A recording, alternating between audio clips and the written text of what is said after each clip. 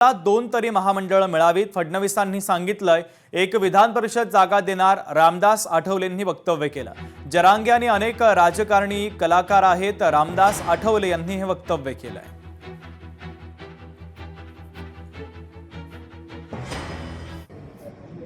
दोन महामंडळ आम्हाला मिळाली तर त्याचा एक चांगला फायदा आम्हाला राज्यभराच्या जनतेला देता येऊ शकेल।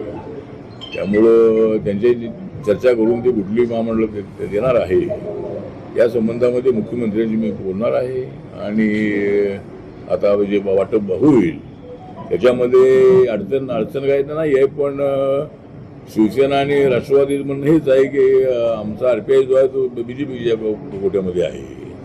तर बीजेपीच्या कोट्यामध्ये जी महामंडळ येतील तर त्या महामंडळामधून आम्हाला महामंडळ द्यावी अशी आमची मागणी आहे। देवेंद्र फडणवीस अजिबात ते कलाकार आहेत असं काही जरांगे पाटील म्हणाले होते, पण जरांगे पाटीलांना हेच सांगतो की देवेंद्र फडणवीस हे जर कलाकार असतील तर आपण सुद्धा उपोषण करण्यामध्ये फार मोठे कलाकार आहात आणि मी सुद्धा कलाकार आहे।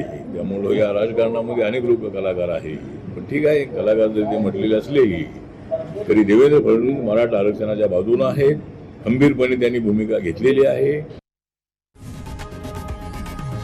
लोकशाही मराठी ऐका, पहा, जागरूक रहा।